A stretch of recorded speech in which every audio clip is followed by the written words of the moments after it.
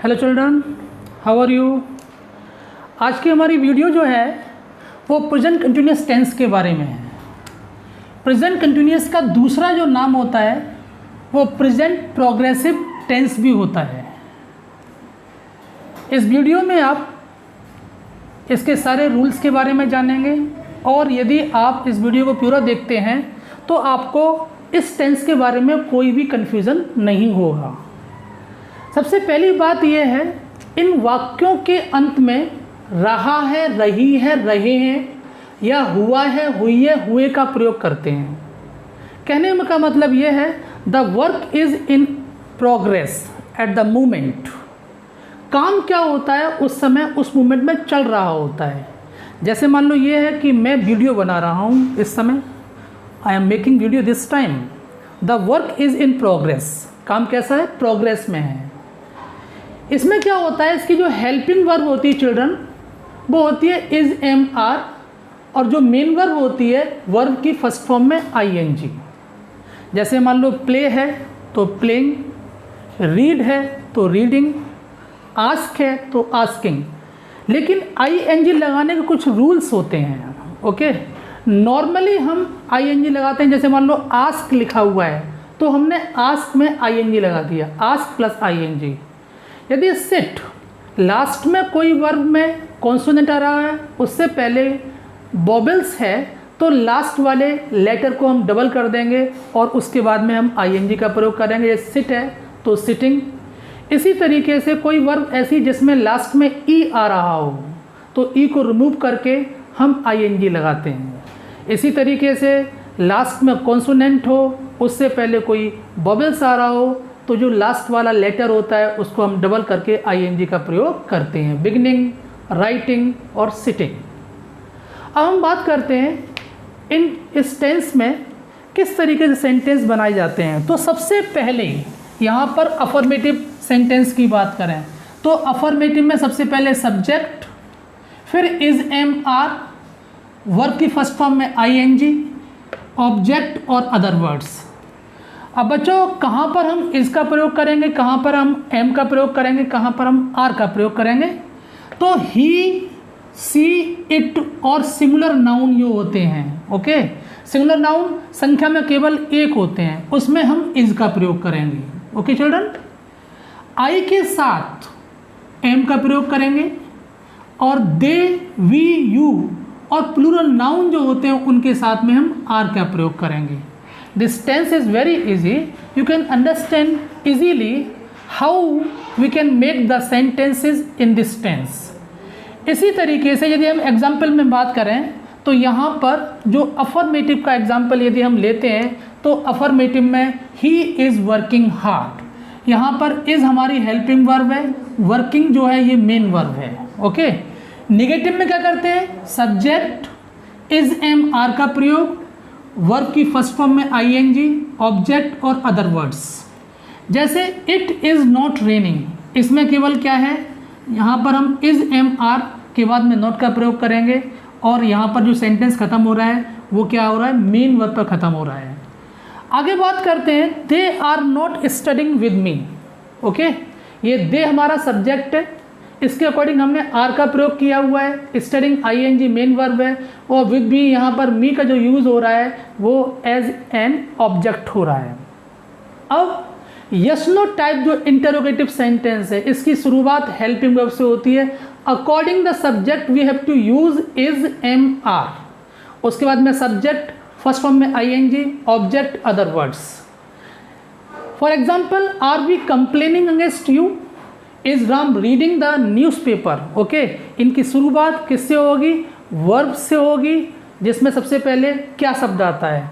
इस तरीके से WH टाइप वाले जो सेंटेंसेस होते हैं उसकी शुरुआत हम WH टाइप वर्ड से ही करते हैं। उसके बाद में इज, एम, आर का प्रयोग करते हैं, सब्जेक्ट आता है, ऑब्जेक्ट और other words. For example, why is he playing in the field this time, who is scolding you. These are the example of WH type interrogative sentences.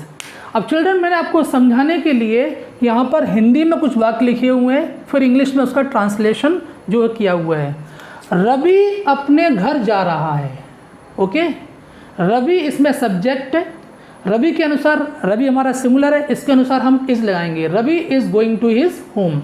बच्चे ice cream नहीं खा रहे हैं। द चिल्ड्रन, चिल्ड्रन हमारा plural है, are not eating the ice cream. क्या पिताजी office जा रहे हैं? इज फादर, ये कौन सा है हमारा सिंपल इंटेरोगेटिव या यस नो टाइप इंटेरोगेटिव है। Is father going to office, question mark लगेगा। ओके, और वह क्या कर रहा है? व्हाट इज ही ईटिंग, वह क्या खा रहा है? What is he eating. Okay, तो यहाँ पर ये सेंटेंस इस तरीके से बनाए जा सकते हैं। ठीक है, आगे हम बात करेंगे इसके यूजेस के बारे में, कहाँ इसके यूज़ होंगे। अब इस टेंस के यूजेस की बात करते हैं कि ये टेंस कहाँ कहाँ प्रयोग किया जाता है। सबसे पहली बात है to describe the continuity of an action going at that moment of speaking. जब कोई एक्शन बोलने के समय चल रहा हो तो उसमें क्या है, ये प्रेजेंट कंटिन्यूअस टेंस जो है बनेगा। सी इज सिंगिंग नाउ, वह इस समय गा रही है। Look the postman is coming, देखो पोस्टमैन आ रहा है। सेकेंड इसका यूज है to describe an action in process but not necessarily going at the time of speaking. कि प्रोसेस में एक्शन चल रहा होता है लेकिन ज़रूरी नहीं है कि बोलने के समय इसका प्रयोग किया जा रहा हो। I am writing a play these days, मैं इन दिनों एक प्ले लिख रहा हूँ। We are still exporting coal to Japan, अभी भी हम जापान के लिए कोल एक्सपोर्ट कर रहे हैं। इसका मतलब ये नहीं है कि जब हम बोल रहे हैं तो ये काम चल रहा है। तीसरा इसका यूजेज है children to express an action definitely plan for the near future. जब हम कोई निश्चित तौर से या डेफिनेटली नियर फ्यूचर के लिए प्लान बनाते हैं तो हम इसी प्रेजेंट कंटिन्यूअस टेंस या प्रेजेंट प्रोग्रेसिव टेंस का ये प्रयोग करते हैं। He is leaving for Delhi tomorrow, okay, और what are you doing in the evening, है ना। ये बात चल रही है नियर फ्यूचर की। आगे जो इसका यूज़ है to express a temporary situation, जो सिचुएशन परमानेंट नहीं है, टेम्परेरी सिचुएशन है, उसके लिए भी इस टेंस का प्रयोग किया जाता है। For example Ajay is sitting in a chair, okay, ये एक this is a temporary situation. Mother is cooking the food now, mummy इस समय खाना बना रही हैं। This is also a cooking, this is also a temporary situation. इसका जो लास्ट यूज है children to express an action that has become a habit but is annoying to others. ये उस समय प्रयोग किया जाता है कि किसी की कोई हैबिट बन जाती है और इस हैबिट की वजह से जो बाकी लोग हैं वो नाराज़ होते हैं। Okay, you are always asking for me, okay, आप हमेशा asking for me, asking more for me, आप हमेशा क्या है, मुझसे अधिक की आशा कर रहे हैं।